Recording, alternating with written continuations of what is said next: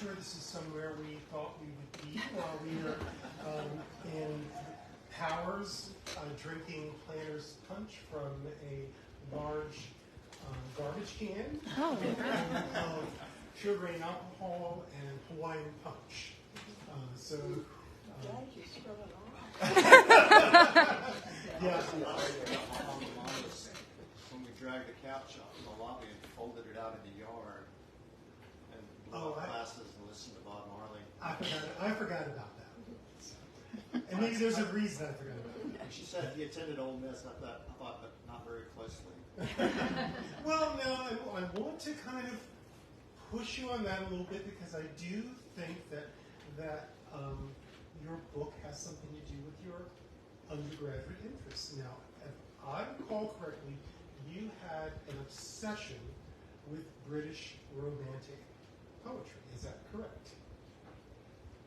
Well, more specifically, pre-Raphaelite British poetry. Yeah. So one of the things I did, for some reason at Ole Miss, I managed to never be interested in what I had signed up to take classes in that semester.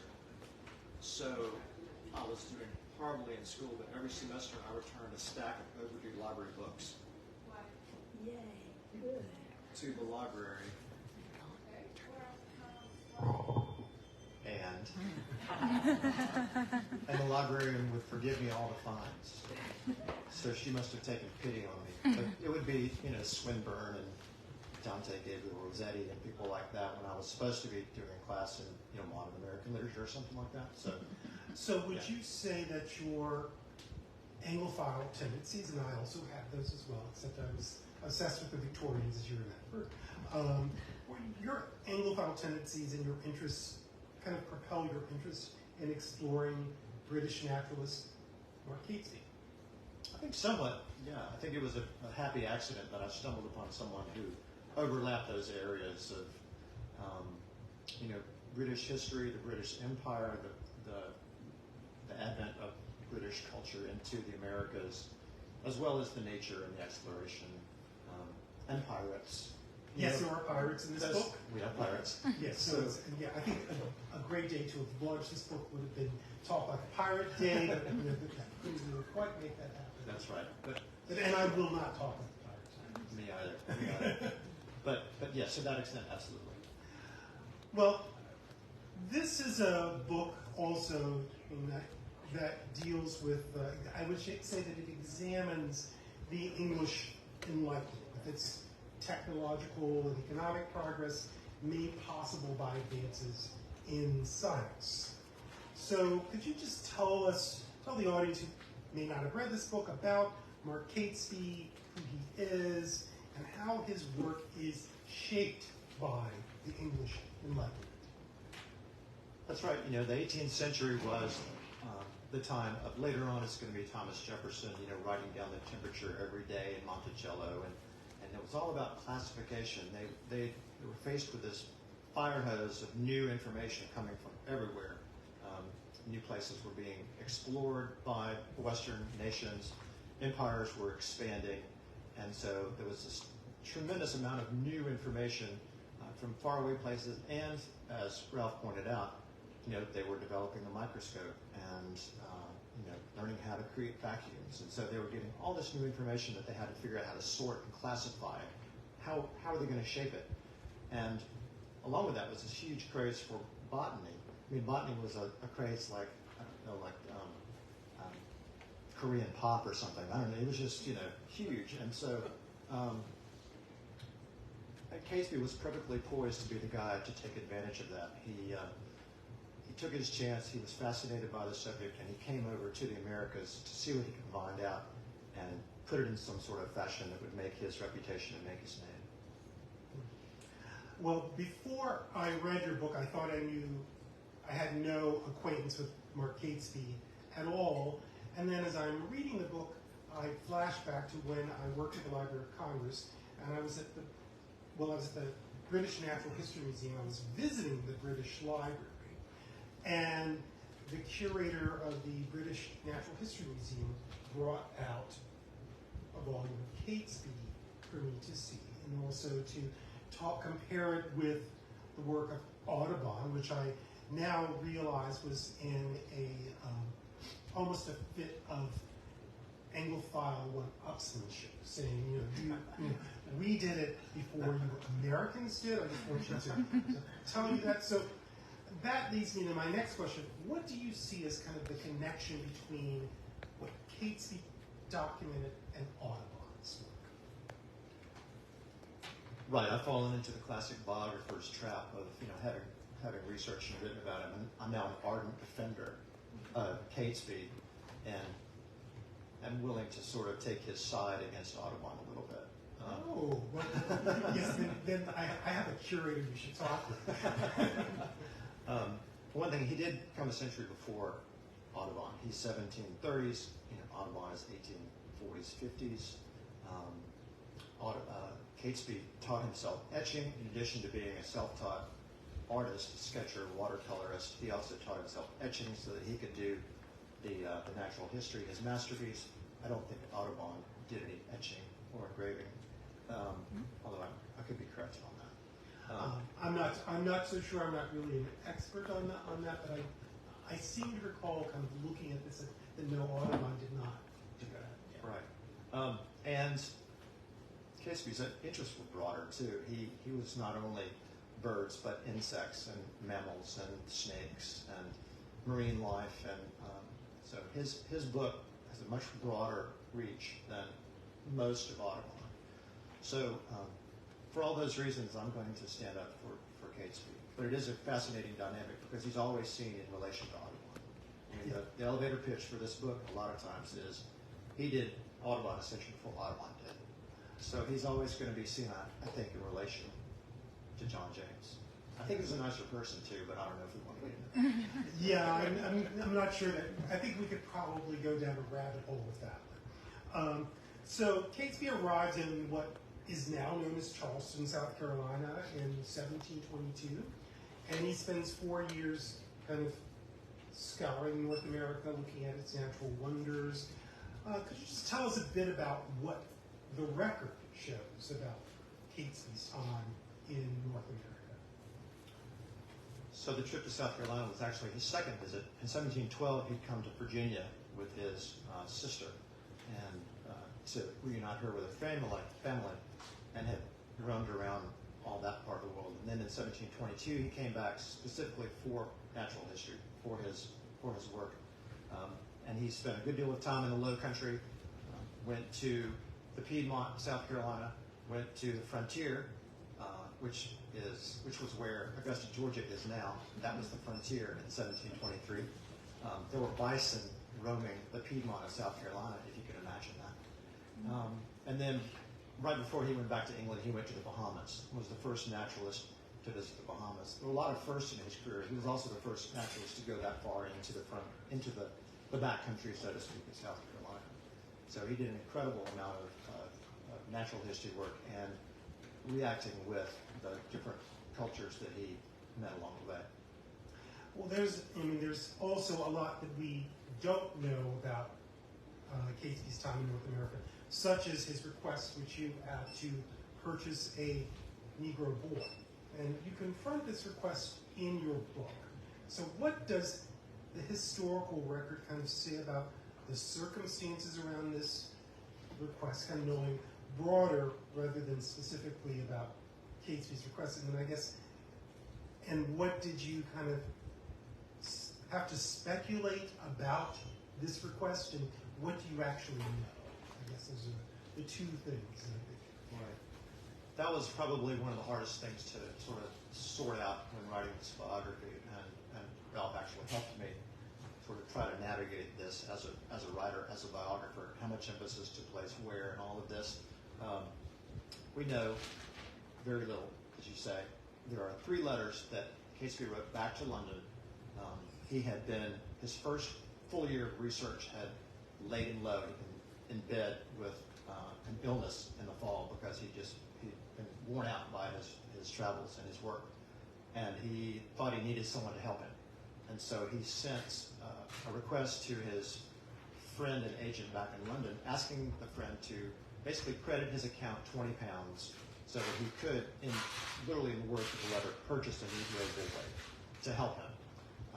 We have another letter, which basically came a few months later, that, as you can imagine, the mail was glacially slow at that point, so he hadn't heard anything back about that. So he reminded the same friend about his request, and then there was a third letter where he basically says, "Thank you for having done this for me," and credited my account.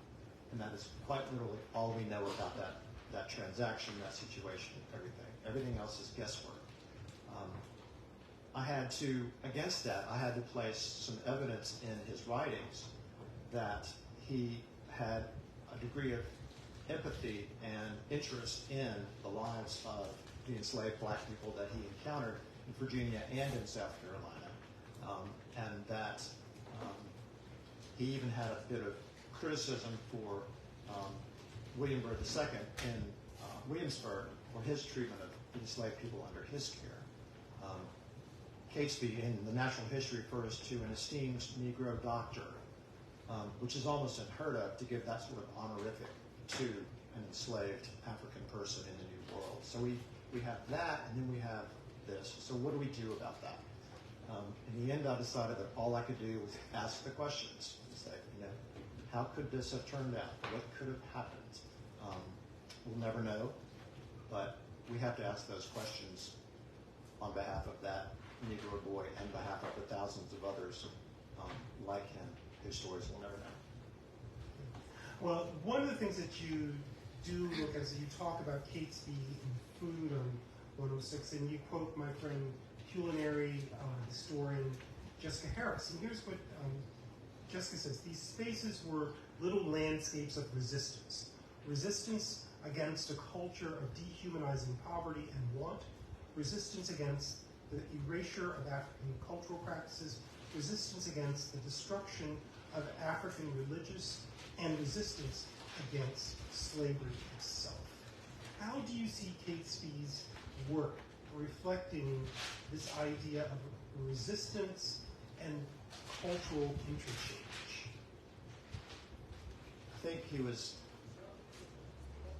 well, first of all, I really enjoyed and got a lot out of going down that particular rabbit hole of talking about the cultural history of African foods making the journey across the ocean and becoming interlaced with the English culture and the native culture, and becoming this gumbo, small g gumbo, I guess, of what we would eventually consider to be Southern cooking, soul food. But Catesby, from a very scientific point of view, did spend some time talking about. So when they make the movie Catesby's Life, based on my book, I want to portray him like he was, because of his social standing, he had entree to the plantation homes of the Low Country. I mean, he spent time with them, and they were his friends, and he advised them on what to plant and all that.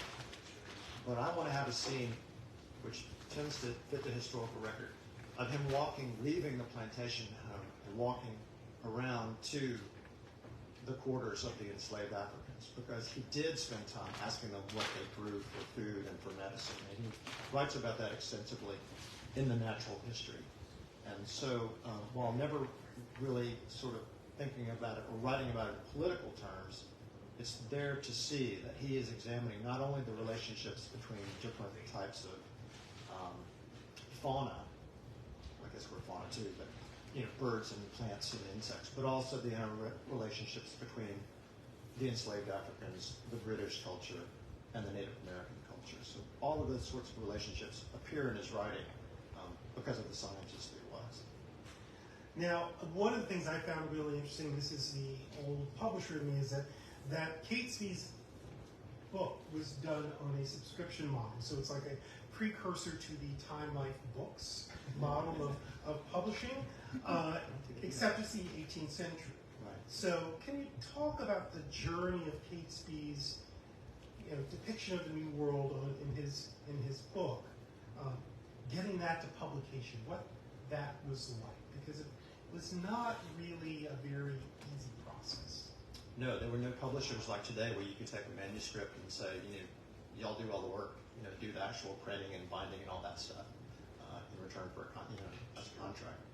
He had to figure out he had to figure out how to get it printed, and he didn't have any money. What inheritance he had spent on his journeys, on his research, on his trips to America, and he couldn't even get the etchings done on the continent, as was the practice at that time. That's why he taught himself to etch.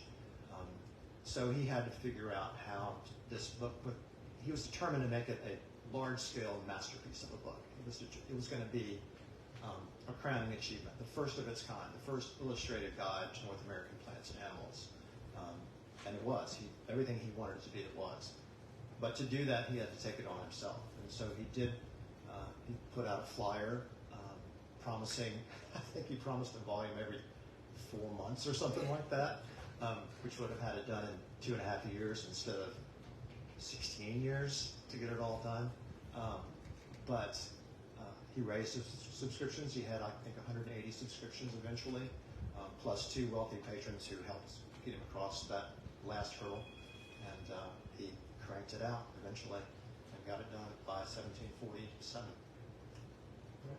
So you touch on the British classicism a lot, and you were even alluding to that a little bit earlier about kind of his status, Catesby's status. So he kind of bridged this world of gentlemen and the upper class, and kind of having connections in the monarchy as well.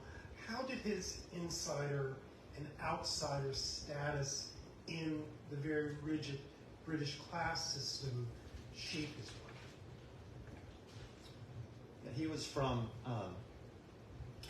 northeast of London, out in the country. Both of his family, the families on his mother's and father's side, were landed. They were local landowners. They were mayors and attorneys and that sort of thing. They were prominent people in their part of the world. And so that, as I mentioned, that sort of launched him, gave him entree. And also, because of their interests, they were, at least on his mother's side, they were amateur naturalists also. And through them, he was connected with this network, this fascinating network of information and letters and exchanges of plants, and seedlings, and art and discoveries, which gave him a real sort of boost into the career that he chose for himself. His brothers went to elementary school and on to the Inns of Court and became barristers and that sort of thing. But he didn't. He chose a different path for himself. But that family background certainly helped him. So then he goes to the Americas and, as I said, spends all of his inheritance. He comes back and he's living a very low-key life in London. And I think that sort of influences how he goes about putting together the book. And I think being in that state, losing that inheritance, losing that position, may have, this is total guesswork on my part, but it may have made him more empathetic, more interested in hearing what people had to say who were not just the British aristocracy in the Americas. Now, Catesby's contribution to British American gardens, that was one of the other things I was really fascinated about, how these plants that he depicted in his book end up in what they called American gardens in Britain. One of those was the catalpa tree. Right. And there's a giant catalpa at the University of Mississippi campus, one that we both walked by a great deal. And now when I see that tree, I think about Catesby. So now that you spend a lot of time trail running and out in the natural world and in Tennessee, what is it that when you're out, what is it you see that makes you think of Catesby now that you probably didn't before you wrote this book? I'll answer that, but I have to tell you something else first. Yes. So one of the coolest moments when I was doing my research for the book, there was an old quotation from another writer on Catesby who said that today, when members of the cabinet are going to 10 Downing Street from Parliament, they can see catalpa trees that descended from the trees Catesby brought or sent from the Americas. And the source was just old enough that I couldn't really say it was true anymore without checking on it. So I started an email correspondence, and you found the people who were like the tree experts in London, the London Tree Guy and the London Tree Society and all that stuff, and sort of asking them, what do they think, what do they know, where might this be? Finally, I ended up going to Google Earth and I landed right next to the House of Parliament, and there's a garden, a fenced-off, high fence garden there, and I took screenshots of the people who'd taken photos through that garden fence into the garden, and I sent it to my guy, and I said, "Those pods look like a catalpa tree, don't you think?" And he said, "Oh, absolutely, that's definitely a catalpa tree."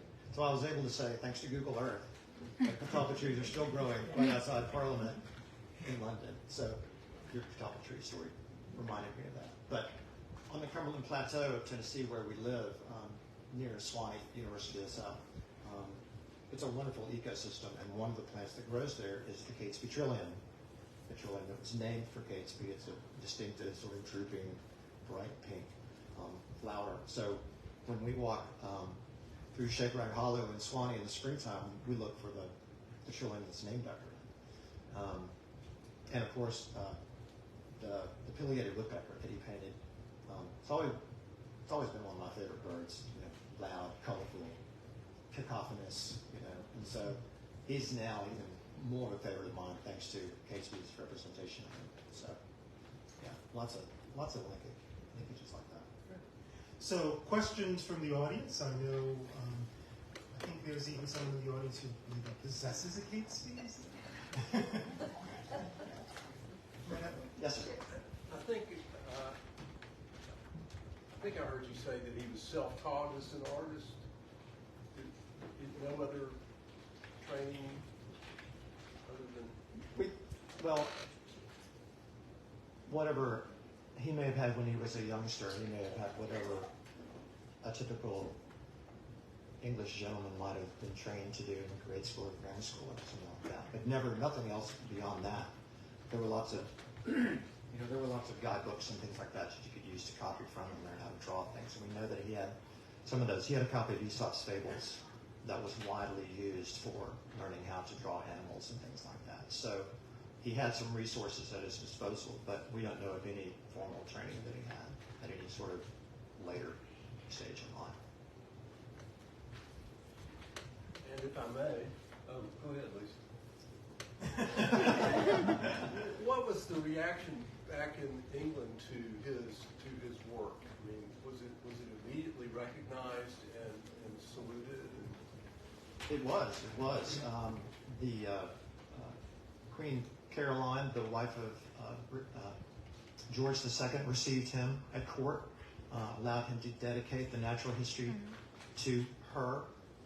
It was quite well received. It was called all sorts of wonderful things by the press at the time, and it was a sensation. It cost 20 guineas, which in 1731 was a year's wages for a laborer in England at the time. It was one of the most expensive books, and probably the most expensive natural history book of its time. And it sold quite well, and it was almost an instant classic. So he achieved what he set out to do, I think. Lisa. Thanks for coming, Patrick. I love the book, and Thank you. I am a Catesby freak. But there's so much in here that I did not know.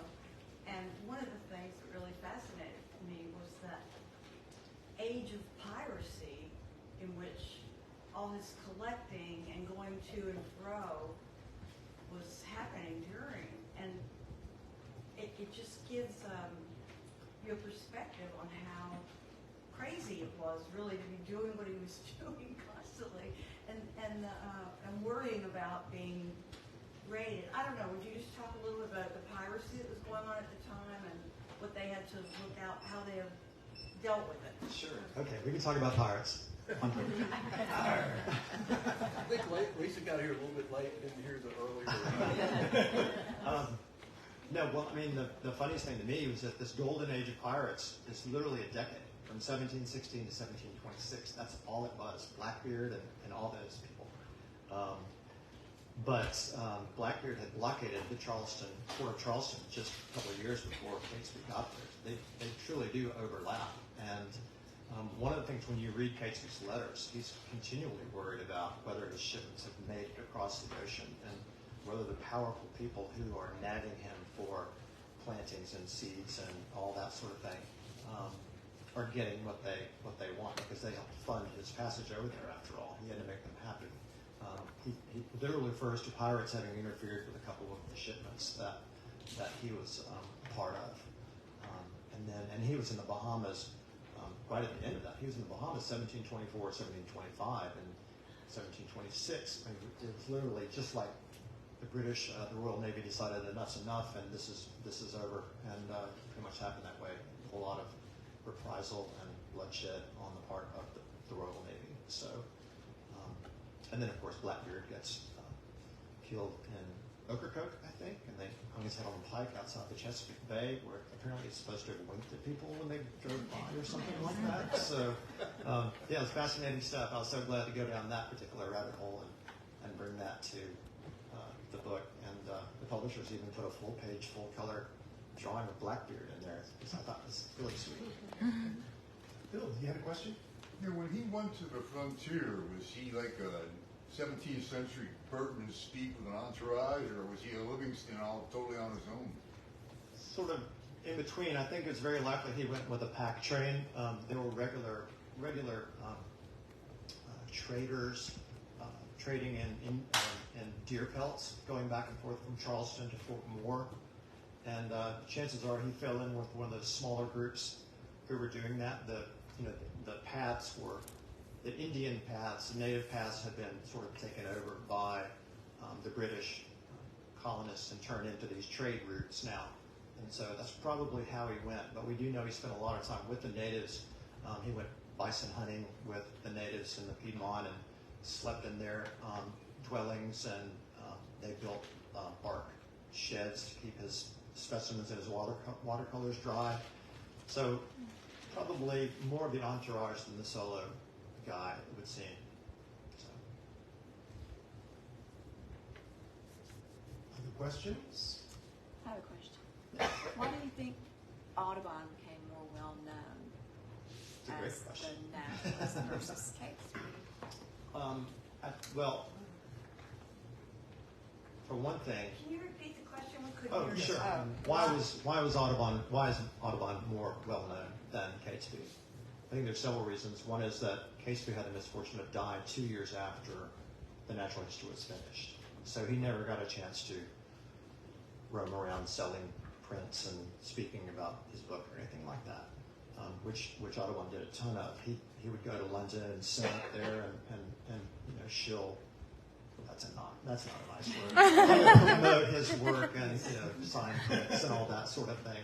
And, he was much more of a promoter, self-promoter than Catesby ever was or had the chance to be.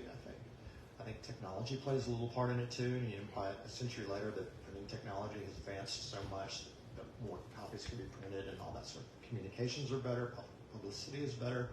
All those things I think helped his case.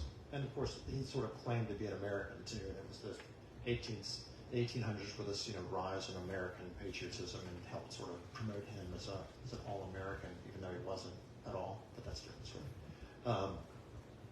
So I think all that played into his reputation.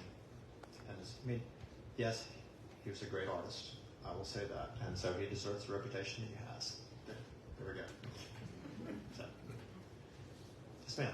Are there books of Catesby's drawings that we can see today? I mean, I've never seen any of his work. There are.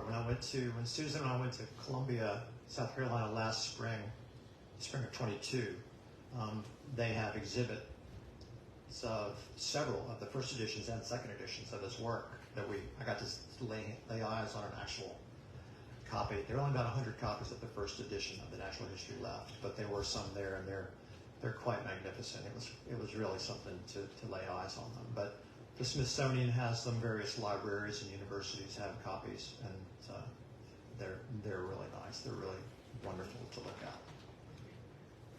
I actually work at the Archives and Special Collections on campus, and I believe it's the 1771, does it make sense, edition of Catesby. We have 2 volumes, and I used to show them all the time for an art history professor's class to come in, and anyone is welcome to come in to look at them. So.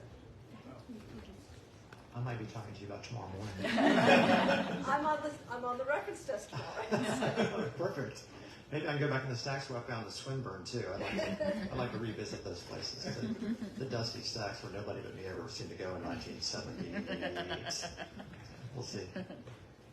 Lynn, did you have a question? Yes, I mean, I guess because you book about Denali, you're interested in firsts, but how did you start? How did you discover Catesby, and how did you decide this is something you wanted to write about and explore? It's sort of an odd story. In the mid-'90s, Susan and I were living in the Mississippi Delta, and I was deep into a Wendell-Berry agrarian naturalist sort of phase, and I just finished reading William Bartram's travels about in the 1770s, and we had a magazine called Garden Design, sort of glossy magazine, I don't know if you remember that or not. And in the front of it, I remember really strangely, vividly, a little blurb about Catesby, and it had to be an exhibit of his artwork. That's all I can figure now that I think about it. And I thought, I wonder if there's anything else to read about this guy. And because his art, I mean, I think there was a little thumbnail of his art, and it was very Audubon-esque and Bartram-esque, and I thought, that could be interesting. It was basically the day before the internet, so it was a dead end, and I just sort of shrugged my shoulders and went on. And then the Hudson Stuck book had come out, and I hadn't even begun the conversation with myself about what the next book was going to be, and just popped into my mind, Catesby guy. I wonder if there's anything about him. I wonder if he could be a good subject for a biography. And did a little digging, found some things, and suggested it to the good people at Pegasus, and we were off and running. So that's how it happened. So it just sort of happened. And I'm waiting for that to just sort of happen for the number 3, but it hasn't happened yet. So Lisa? Of course, as you point out, Catesby wasn't the first to come naturalist to, or first person to come over and work on watercolors, I think, was what John White did, maybe. Right. But what really struck me and I wonder about is the vast difference between their experiences with Native Americans. Why did it seem to go so well for Catesby, and why did it go so badly for John White? Right. So John Lawson, the North Carolina. Sorry. Yeah, that is an interesting case, and so John Lawson was a naturalist who preceded Catesby. He did some natural history research and was murdered by Tuscarora Indians, 1720 actually, around in there, right before Catesby came over. In some sense, Catesby was chosen by the powers that be back in London to finish what Lawson had started. If Lawson hadn't been murdered, he might have well done what Catesby did. And I don't know if it was luck or superior diplomatic skills on Catesby's part. It might have just been the part of South Carolina and just the times, because there was this sort of complex dynamic between the settlers in Carolina and the multiplicity of native tribes that were there. It was a very ever-shifting alliances between literally dozens of different smaller groups of Native Americans, and I think you could just be in the wrong place at the wrong time when conflict flared up. Catesby certainly had his nervous moments, particularly with the Cherokee, who it seems everybody was afraid of. And so there was a time when Catesby was with another group of natives, not Cherokee, and they saw Cherokees, and they basically evaded them as fast as they could. And so it was not, you can imagine a scenario where it could have been equally bad for Catesby. I think it was just a lot of timing and luck where he was. Yes, sure. So I'm curious, you write about how this is kind of the first, Catesby was kind of one of the first people to record Native American and African American foodways, I guess, for, lack of a better word. And there's not been much history about Native American foodways, since then. I don't know if I really have a question or not, but I'm just kind of curious about that. If you could talk a little bit more about what you might have learned about Native American foodways in your research, or when you're writing this, or if it was just mostly what Catesby was writing. You're right. There's not a line, and most of what I do know I got straight from Catesby. And he only does a very small bit, as you say. It was much more focused on the enslaved Africans because I think, well, I'm not sure why that is, to be honest with you. You're right. It is very thin on the ground, and he even had more to say about what the people in Bahamas ate than the Native Americans. I think it was just what he had time for, and I think he had so much wildlife to study on the frontier that I think he might not have had quite as much time for ethnography. I mean, he borrows wholesale from John Lawson as was commonly done in those days. A big part of his natural history. He says, "Well, John Lawson wrote this first, and I saw the same thing, so I'm just going to put what he said." And so, and a lot of that, even the food part of Native Americans, came from Lawson. So, if I had to guess, I'd have to say that's what it was. He had to prioritize, and he chose the natural history side over that side. But you're right. Other than the whole Three Sisters thing, I'm not sure what we know about that side of that culture. Well, thank you, Patrick. So I want to say that for those out there who are wondering if their Anglophilic tendencies will ever pay off, and that you are a shining example of how that obsession can actually kind of bear fruit a few years in the future. So, Well, thank you, Ralph. and It's good. congratulations on your book. Well, thank you so much. I appreciate that.